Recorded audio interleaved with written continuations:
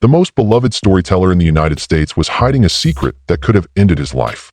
While his wife stayed at home, Charles Kuralt sent $600,000 to a woman for 29 years. He attended college on his own dime, purchased Montana land, and signed letters as the parent of children who were not his. Behind the scenes, he was leading two whole separate lives, yet CBS viewers saw him driving back roads. It wasn't until his deathbed that the truth was revealed. Everything changed when a letter came to light.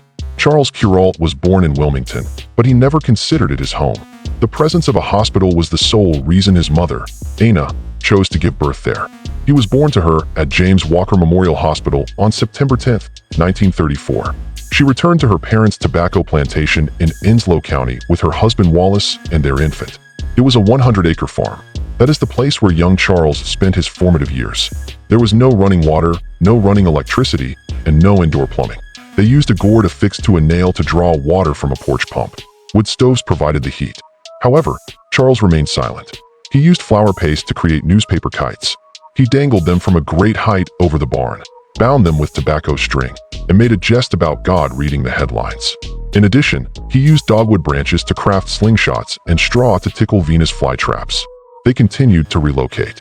Prior to their arrival in Atlanta, they made stops at Steedman and Washington, North Carolina. At long last, they made Charlotte their permanent home in the mid-1940s, when Wallace Kuralt took over as director of Mecklenburg County Social Services Department. As a child, Charles became enamored with the radio, and with each new location came something novel. He began presenting a music show on Ways Radio in Charlotte and calling minor league baseball games when he was only 14 years old. In the same year, his sports piece about a dog that ruined a baseball game took first place in a nearby writing contest. From 1945 until 1948, he was a journalism student at Alexander Graham Junior High, where he was taught by and Batten. The Kaleidoscope was the name of his column in the school newspaper. Then an astounding event transpired. Charles was 14 years old when he won the National Voice of Democracy contest in 1948. There were a total of 4 winners that year. A $500 scholarship and a plane ride to the nation's capital allowed him to meet with President Harry S. Truman. He also delivered his winning speech at Colonial Williamsburg, standing on the same spot where Patrick Henry once shouted, "If this be treason, make the most of it." Charles later said his speech was meant to feel like that same kind of bold American spirit. The contest had only existed since 1946, so he was one of the first winners in the country. This moment showed the world how gifted he already was even before high school ended. His summers were spent working in tobacco fields with his grandparents in Enslow County. He'd collect leaves during harvest season, hand them to someone called a stringer, and those would be tied onto wooden sticks for drying. They'd hang them in log barns. But what he really loved were the 50-mile trips to the tobacco market in Kinston. His grandmother, Rena, would load up their wagon with cured tobacco, hitch up the mule, and they'd go. During those rides, she'd tell him stories about bandits who robbed farmers coming back from market. She said that's why wagons used to travel with riflemen at the front. Charles would pretend he was guarding them, always watching for make-believe outlaws. These memories became the roots of how he told stories later on TV. He also saw things most white children didn't. Growing up in the segregated South, Charles went to all-white schools. But he could see what was happening to black people. Police in Charlotte were often violent. The local black newspaper, the Charlotte Messenger, wrote about officers beating people in the streets. His father's job as a social worker showed him even more inequality. This all stayed with Charles. Later in life, he never preached politics on TV, but he always made sure to tell stories that gave a voice to people who were often ignored. That was his way of standing up. At Central High School between 1948 and 1951, he wasn't just another student. He was known as the most talented writer in the school. His classmates voted him most likely to succeed in 1951, but he was already succeeding. At 14, he was a radio announcer. That year, he won the Voice of Democracy contest, shook hands with a U.S. president, and earned $500. That would be worth over $5,000 today. He edited the school paper so well that actual reporters started noticing him. He entered the University of North Carolina at Chapel Hill in 1951, and his work there was staggering. He majored in history, but also worked for several radio stations, including WNC and WCHL. He covered football and basketball games, made radio documentaries, and kept up his grades. He joined the St. Anthony Hall Literary Fraternity, showing he wasn't just smart with news, he was a thinker, too. His classmates couldn't believe how he managed to do so many things at once. He could write a full script, record it, and then go take a history exam without missing a beat. In 1953, When he was only 19, he worked part-time at Waze Radio in Charlotte. This wasn't a college job. He was doing professional broadcasts, calling baseball games with the same smooth delivery that later made him famous. He spoke like he was sitting next to you in your living room. While others barked out stats, Charles told stories and people loved it. The station got phone calls praising him. Managers couldn't believe he was still just a teenager. But he had something different. A calm voice that made people feel like they were being seen and heard. By 1954, he became editor of the Daily Tar Heel, the student newspaper, and he wasn't afraid of anything. He wrote angry editorials against racial segregation, knowing full well it would upset many people. Some called him a communist. State politicians insulted him publicly. When the university banned alcohol in fraternities, Charles wrote an editorial that simply said, "Pierre, meet Fred," mocking the school's policy by comparing it to a French campaign against wine. He didn't just report the news. He challenged power, and he used what to do it. In 1955, he graduated from UNC with a degree in history. His family wanted him to go to law school. That would have been the safer choice. But Charles had just won a national award for a radio documentary on North Carolina's past. It was so good that even professionals across the country took notice. His professors were shocked when he turned down law school to chase journalism full-time. It was a big risk. His family wasn't rich. But 2 years later, in 1957, CBS News hired him. He was just 23, and he became the youngest correspondent in the network's history. In 1959, Charles Kuralt moved to CBS headquarters in New York. For him, it was like a dream. His childhood hero, Edward R. Murrow, worked in the same building. After only a week filling in for a writer on Murrow's nightly broadcast, Kuralt was suddenly moved to the television news team. CBS was desperate for fresh on-air talent. Years later, Kuralt admitted it himself. He said they needed on-the-air people badly. At that time, television news was still new and risky. He worked on programs like Dimensions on Health and created short stories about American life. His job required him to write fast, clear radio pieces in the middle of the night. That pressure taught him how to tell strong stories quickly, something that would shape his entire future. By 1960, something unexpected happened. Kuralt, barely 25 years old, became the first host of a primetime series called Eyewitness to History. The show had a new style, and he quickly became the face of it. He helped cover the historic debates between John F. Kennedy and Richard Nixon. That moment changed television forever. A shocking 77 million people watched those debates. That was more than 60% of American adults at the time. A major magazine called Variety praised him, saying he was young, good-looking, full of poise and command. He didn't seem dramatic or fake. He made people feel they could trust him. What made it even more incredible was that he was still learning how to do television while covering one of the most important political events in U.S. history. In 1961, CBS gave him a much bigger challenge. They sent him to Rio de Janeiro, Brazil, as their chief Latin American correspondent. He was still in his 20s. His job was to cover 23 countries. The dangers were real. There were street riots, revolutions, and constant fear. One wrong move could mean injury or worse. He had to report from places where governments were falling and violence was part of the daily news.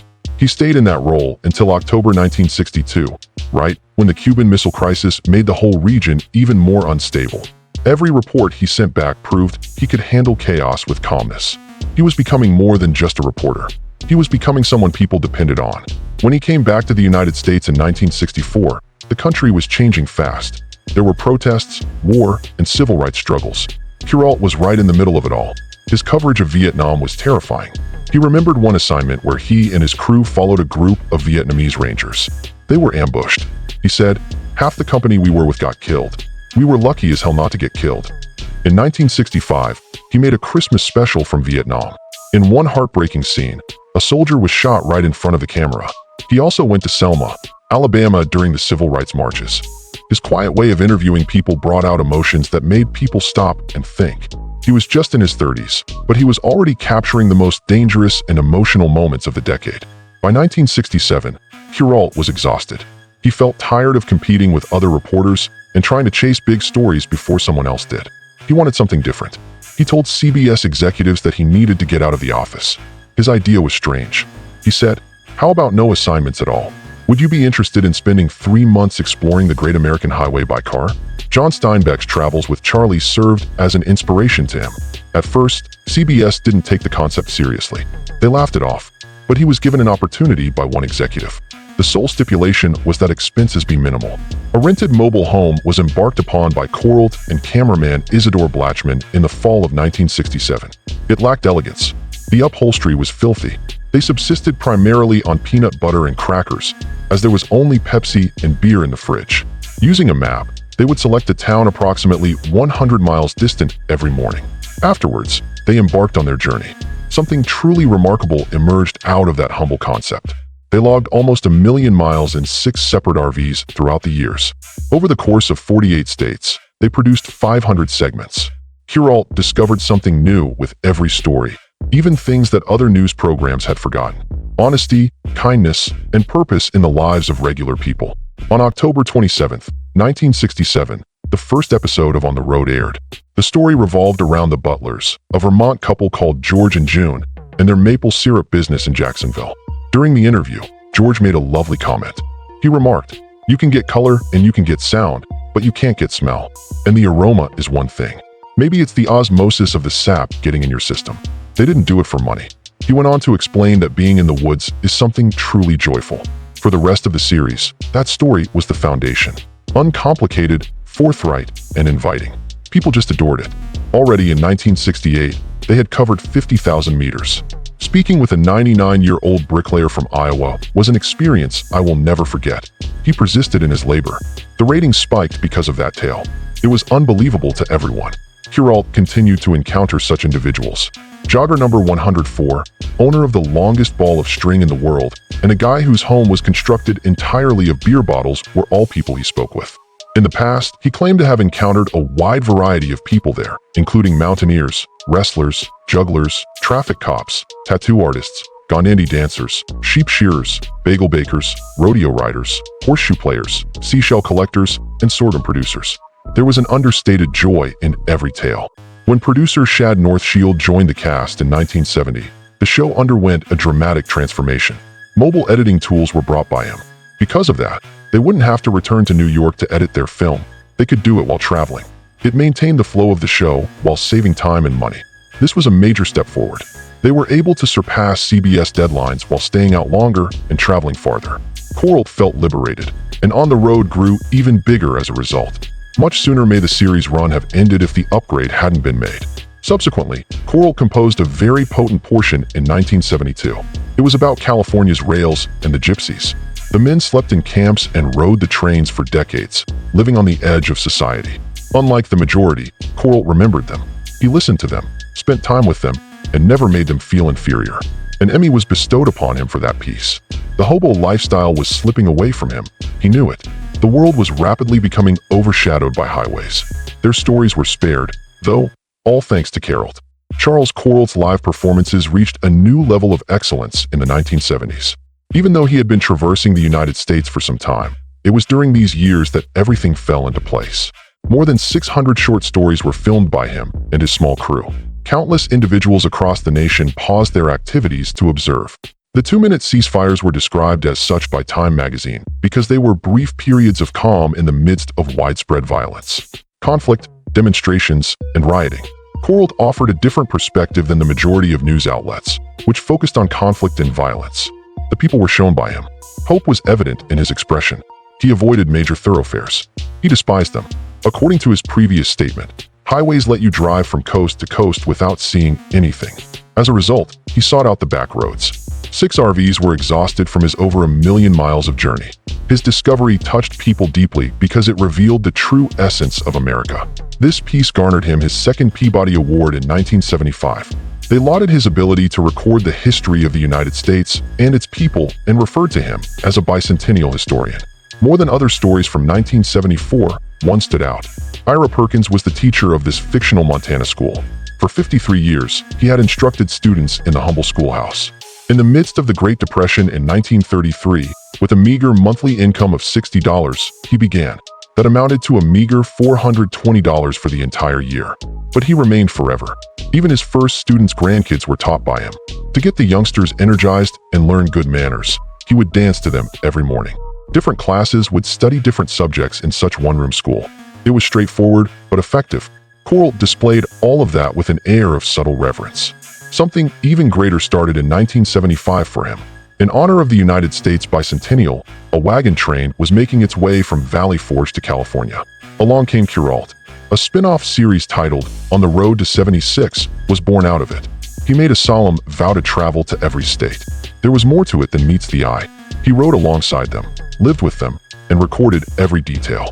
The judges at Peabody bestowed upon him even another accolade, with the remark that he demonstrated the persistence of the pioneer spirit. They adored his ability to breathe new life into long-forgotten locations and his knack for discovering profound significance in seemingly insignificant settings. He recounted the tale of a blind man's 1976 attempt to ascend Mount McKinley. Denali is the new name for the peak, which is the highest in North America. Despite his blindness, the man continued climbing. A model of bravery, Kuralt served as an example to the entire nation. Everyone was glued to their screens. Heroes, he added, didn't exist in politics or Hollywood. They lived in the neighborhood. Numerous subsequent episodes were modeled after that one. The film celebrated the resilience, optimism, and unsung heroism of everyday people. On the Road celebrated its 10th anniversary in 1977. As a form of celebration, Kuralt displayed things as mundane as barbershops in tiny towns. However, in those areas, anyone may talk about anything. Issues of politics, sports, and tragedy. This was more than simply a trim. People would congregate there. Additionally, he disclosed that year that his initial presentation to CBS only requested 3 months of the show's airtime. Only 3 months to go, no set agenda, no stories to write. After 25 years of doing it, he finally retired. Notwithstanding, the task was not without its challenges. The recreational vehicles failed. In cramped, chilly spaces, he slept. There were no road signs. But he persisted still. After 1979, he shifted his focus to something other. Endangered animals. Kuralt braved the chilly winds of Cobscook Bay, Maine, to discuss bald eagles on the inaugural episode of CBS Sunday Morning, which aired on January 28, 1979. He pointed out, "Someday, if you are in the right place, and if you are lucky, you will look up and see an eagle on the wing. It's a sight to stop your heart." Only a handful of them remained. Many individuals thought about that line. None of it was natural. A cautionary tale, an appeal to be more environmentally conscious. The nation's highest concentration of bald eagles, 30,000, was in Alaska during that time. Kuralt elucidated for individuals the significance of that. He also began a new endeavor in 1979. He was cast in a new role by CBS. His Sunday morning show would air out of a studio in New York. Nonetheless, he persisted on the path even after that. He maintained his weekday travel schedule and returned on weekends to host the show. That was his way of life for the next 9 years. By 1988, he had finally given up while traveling. He had felt its effects. After 21 years of non-stop travel, he was exhausted. Rumor has it that he filmed an episode in China back in 1985. No, it is incorrect. The 1989 Chinese democracy demonstrations, however, were covered by him. It posed a risk. Despite his reputation as a gentle storyteller, Kuralt had no fear of breaking bad news. He and Ralph Placed had gone on an Arctic trip in 1967. They braved snowmobiles and temperatures as low as 40 degrees below zero. Even the Congo Revolution in the 1960s was covered by him. However, he did confess afterwards that he had become weary of the rivalry among journalists. He picked the road for that reason. His autobiography, A Life on the Road, was released in 1990. A lot of people bought it. However, it was more than just a collection of upbeat tales. No lies were told. While filming the Northern Lights in Alaska, he described how the temperature plummeted to 60 degrees and the cameras froze, almost killing him. He described the isolation of the road. He sometimes went weeks at a time without having a meaningful conversation. He spent 5 days in the hospital after contracting food sickness in Louisiana. In Arizona, he had another near bite with a rattlesnake, to the point where he would occasionally pull over and yell at the sky, he said. He was moved. Not all roads were smooth. Still, Sunday Morning was a smashing success despite everything. He oversaw its 1979, 1982, and subsequent Peabody Award wins. A short film of nature that ran for 90 seconds was one of the show's most memorable components. Changing seasons, no words. It took 3 to 5 days to film each one. To get the right shot of the right animal in motion or with the right lighting, the crew would sometimes wait for hours. Kuralt was adamant that things go properly. If he thought a word was off in a voiceover, he would perform it up to 12 times. He rejected dozens of stories every week while personally selecting each one. More and more, people began getting up early on Sundays solely to watch. In the early 90s, the number of viewers had surpassed 6 million in the US. As of April 3rd, 1994, he had retired. The man was barely 59 years old. In 1996, he was not awarded the Presidential Medal of Freedom, despite widespread expectations to the contrary. Still, he was bestowed more accolades. His achievements in journalism were recognized with the Walter Cronkite Award for Excellence and induction into the Television Hall of Fame. His pace remained unabated. 3 times weekly, he began presenting short stories on a new series titled An American Moment. I Recall, which looked back at significant periods in history, was another show he hosted. Charles Kuralt wed Suzanne Patty Baird in a courtroom at New York City Hall on June 1, 1962. There was exactly 1 minute of ceremony total. A young, promising journalist and a savvy lawyer tied the knot in what appeared to be a short and sweet ceremony to onlookers. Little did Patty know that this very moment would initiate a 35-year deceit. 2 years prior to their 1954 marriage, Charles had filed for a divorce from Sori Guthrie, his college love. Now that he was with PT, he intended to settle down on Manhattan's Upper East Side. But in 6 years, things would start to fall apart, though she wouldn't see it coming. Patricia Shannon was a lady Kuralt met in Reno, Nevada in 1968. A well-known community activist, Patricia was a divorced mother of 3. National tensions were at an all-time high that summer following the assassinations of Robert F. Kennedy and Martin Luther King Jr. Kuralt frequently hid behind his new CBS series, On the Road, which allowed him to travel. Some change occurred once he met Patricia. He surprised her with a trio of flowers and whisked her away to dinner. A motel lounge was their late-night meeting place. A clandestine romance that would endure for the next 29 years began at that very moment. Patricia was able to obtain a divorce with Charles Kuralt's assistance by 1969. In order to give her and her children enough space, he temporarily relocated them to New York before settling them in Colorado. In the same year, he began mailing her substantial sums of money. He handed her around $600,000 over the course of the following decade. In today's money, that's more than $4 million. He purchased her San Francisco houses, supported her company startup, and sent her to school in London. Kuralt discreetly raised a second family across the nation while his lawful wife oversaw money and social affairs in New York. 20 acres of Montana land bordering the Big Hole River were purchased by Kuralt in 1970. There, he and Patricia erected a cabin. There was no more than a fishing location, he assured Petey. However, he would vanish for weeks every September. Along with Patricia, he invested $180,000 on restoring a local schoolhouse and turning it into a writing office, with the intention of retiring there. He eventually added another 90 acres to the property. It served as more than just a concealed retreat. It felt like a whole new existence. His signature as Pop on letters to Patricia's children began around 1971. He was the one who bought her kid his first baseball glove, her daughter her driver's license, and college tuition for both of them. He took them in on holidays, paid for their tuition, and generally treated them like his own children. Even at his busiest moments, he contacted Patricia nearly every night and visited every 2 or 3 weeks. On the outside, CBS viewers perceived a kind, down-to-earth storyteller, but he was actually living a lifelong lie. That wasn't the end of it. On CBS missions and even to political conventions, he began to bring Patricia's kid in the 1980s. Like a son, he flashed him about. As he toiled away in New York, his true wife remained alone, certain he was merely working hard. To back up the life they had made together, he even secretly gifted Patricia a cottage in Ireland for $50,000 at one point. Kuralt was at a New York hospital near the end of her lupus treatment in June 1997. Literally, he was paralyzed. In his final effort to save their shared legacy, he wrote to Patricia 16 days before he died away, stating, "I'll have the lawyer visit the hospital to be sure you inherit the rest of the place in MT, if it comes to that."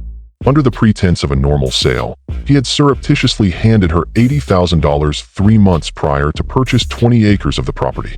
However, he was now explicitly stating his desire for her to possess the entire Montana property. In 1997, Kuralt passed away on July 4th. Patricia Shannon brought the letter to his funeral. Everything was shattered in that moment. His wife of 35 years, PT, was completely unaware. That was the moment she found out her spouse had additional relatives. Hundreds of thousands of dollars, land, school tuition, and vacations spent together, all while she sat in the dark at home, were his. A court case pivoting on the letter Patricia presented would alter the course of events. A vicious court battle ensued over the Montana property, which is now worth more than $600,000. Following Petty's death in October 1999, Kuralt's daughters from a previous marriage were involved in the fight. Charles had brought up Shannon's children as his own, according to Shannon's court testimony. Even a Christmas poem he had given her was read aloud by her. A sweater, a suit, pearls, and he were all promised to her. The poem and the letter were presented as evidence. The last lines read, "My life." She was granted a favorable ruling by the Montana Supreme Court on March 22, 2000. The estate lost close to $1 million due to paying $350,000 in taxes on land that was no longer held. Nothing but a shattered public perception of the man Kuralt's daughters believed they knew remained from that estate. After that, the last strike came. Charles and Me was Patricia Shannon's memoir that came out in 2002. She divulged every detail. Charles had brought her son on cross-country CBS adventures, and she recounted the poetry, phone calls, and travels. She went into detail about how he gifted her a cottage in Ireland and provided her with spending money for several years. She exposed Kuralt's deceit to the world, not just his wife. If you want more videos, so don't forget to hit like and subscribe and press the bell icon. Thanks for watching.